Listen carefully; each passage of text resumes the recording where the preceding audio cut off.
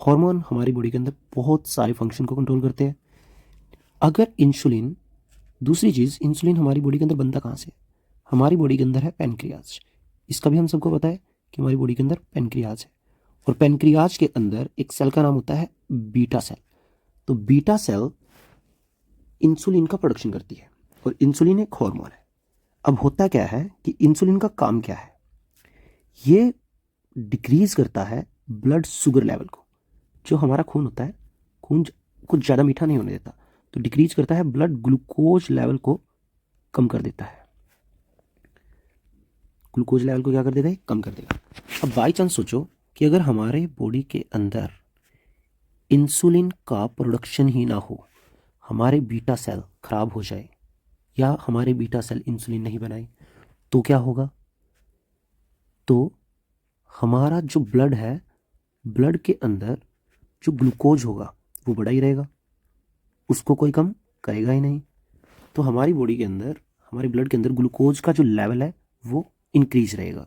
अगर ये लंबे टाइम तक इंक्रीज रहता है तो इंसुलिन की कमी की वजह से हमें एक बीमारी हो जाती है, और उस बीमारी का नाम है डायबिटीज़ मेलाइटस। अब डायबिटीज़ मेलाइटस के अंदर सारा दिन थकान रहती है, बार बार यूरिन आता है, सारा दिन भूख लगती है, और आंखें ब्लरी ब्लरी हो जाती है। तो ये सारी प्रॉब्लम आती है। अब ये प्रॉब्लम दुनिया के अंदर स्टार्ट हो गई थी। इसके लिए हमें चाहिए था बहुत सारा इंसुलिन। अगर कोई इंसान जिसके अंदर इंसुलिन की कमी हो गई है, अब इस इंसान को क्या चाहिए? इंसुलिन चाहिए। अब इंसुलिन कहाँ से आएगा? तो सबसे पहले एक चीज़ देखी गई कि जो कैटल होती है या फिर जो पिग्स होते हैं, इनके स्लोटर हाउस से, जहाँ पे इनको काटा जाता था, वहाँ से इनकी पेनक्रियाज से इंसुलिन को निकाला गया। इनकी पेनक्रियाज से किसको निकाला गया? इंसुलिन को। और इंसुलिन के इंजेक्शन जिनके अंदर इंसुलिन की कमी होती थी उनको दिए जाते थे। अब ये एक सॉल्यूशन मिल गया ऐसे लोगों के लिए जिनके अंदर इंसुलिन की कमी होती है। बट ये जो इंसुलिन है, ये कैसे इंसुलिन है? ये एक एनिमल इंसुलिन है, और ये एनिमल इंसुलिन हमारी बॉडी ने के अंदर कुछ एलर्जिक रिएक्शन करता है। तो इस जो एनिमल इंसुलिन हमें दिया जा रहा था, इसके कुछ डिसएडवांटेज भी थे। उन डिसएडवांटेज को ध्यान रखना है कि इसके क्या क्या डिसएडवांटेज थे। एक तो इसके अंदर प्रॉब्लम क्या थी? इसकी वजह से कुछ लोगों के अंदर, सभी के अंदर नहीं, एलर्जिक रिएक्शंस आ गई। कुछ लोगों की बॉडी ने इसके अंदर एलर्जिक रिएक्शन को शो करना स्टार्ट किया, और कुछ लोगों के इम्यून सिस्टम ने इसको रिजेक्ट कर दिया। अब अगर हमारा इम्यून सिस्टम इसको रिजेक्ट कर देगा तो इसको हमें लेने का कोई बेनिफिट है ही नहीं। ठीक है, जिसको हम बोल सकते हैं इम्यूनोलॉजिकल रिएक्शन आनी स्टार्ट हो गई। और एक बड़ी और प्रॉब्लम थी कि इसके लिए एनिमल्स किलिंग तो हो ही रही थी, तो एनिमल्स को ही मारा जा रहा था। तो ये सारी की सारी प्रॉब्लम थी। मेन प्रॉब्लम, अब ये प्रॉब्लम जब क्रिएट होने लगी तो हमें कुछ और सोर्स चाहिए था जिससे इंसुलिन बनाया जा सके। तो सबसे पहले हम समझते हैं कि इंसुलिन की स्ट्रक्चर कैसी होती है, क्योंकि जब तक हम स्ट्रक्चर का नहीं पता होगा तब तक हम नहीं बना सकते इंसुलिन को।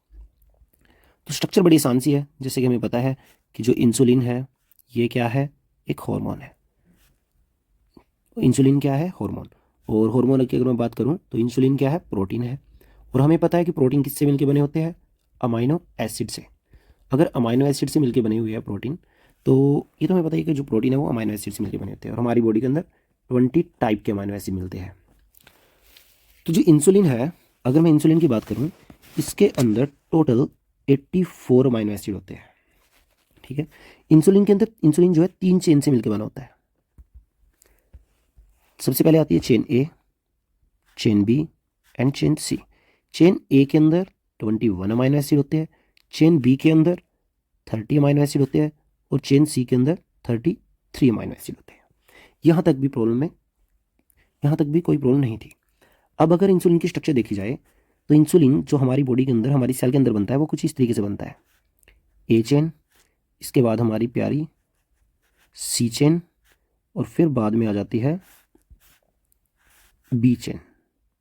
इस तरीके से इंसुलिन होता है। अब इसके बाद जो ये इंसुलिन मिलता है ए, बी और सी, इसके अंदर 3 चेन होती है। इसको बोला जाता है प्रो इंसुलिन। प्रो इंसुलिन क्यों बोलते हैं?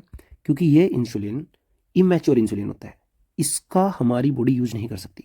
तो इसके अंदर से जो सी चेन होती है, या फिर हम बोल सकते हैं सी चेन या सी पेप्टाइड, इसको रिमूव कर दिया जाता है।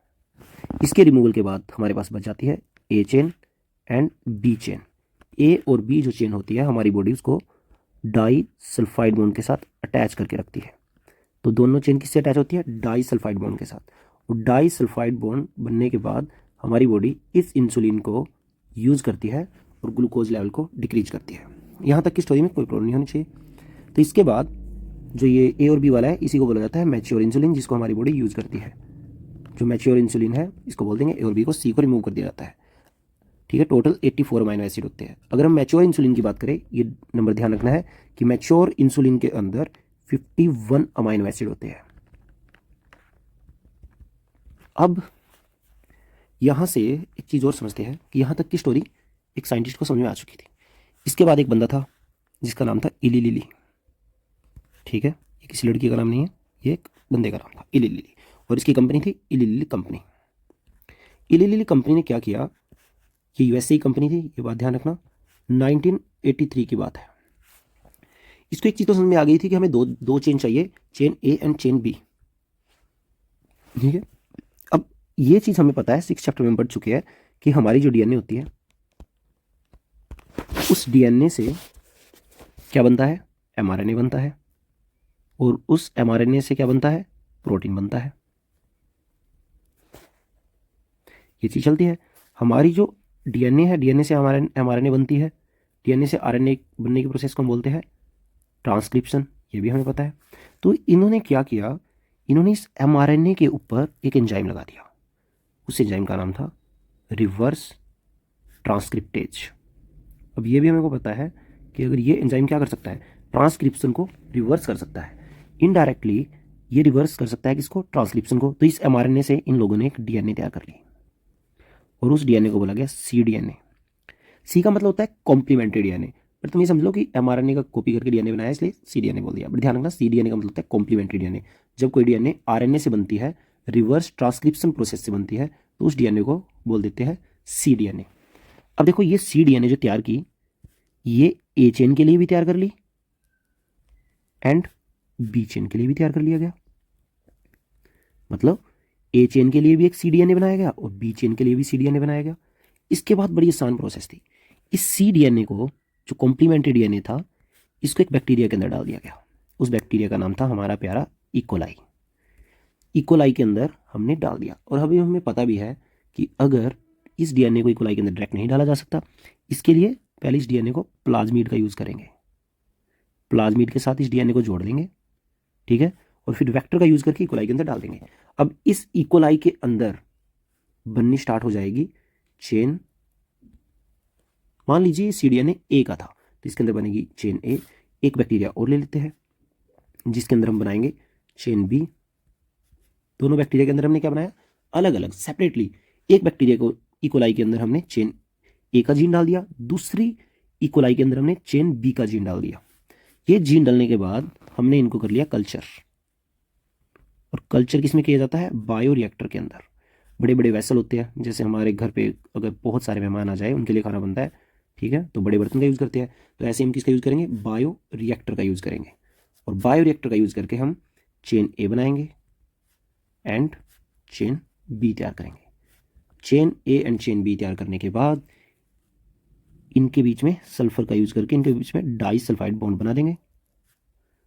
डाई सल्फाइड बॉन्ड से हम इनको जोड़ लेंगे, और जोड़ के फिर हम क्या कर देंगे? इनको पैकिंग करेंगे और सेल कर देंगे, ठीक है, जिनको बोला जाता है इंसुलिन पेन।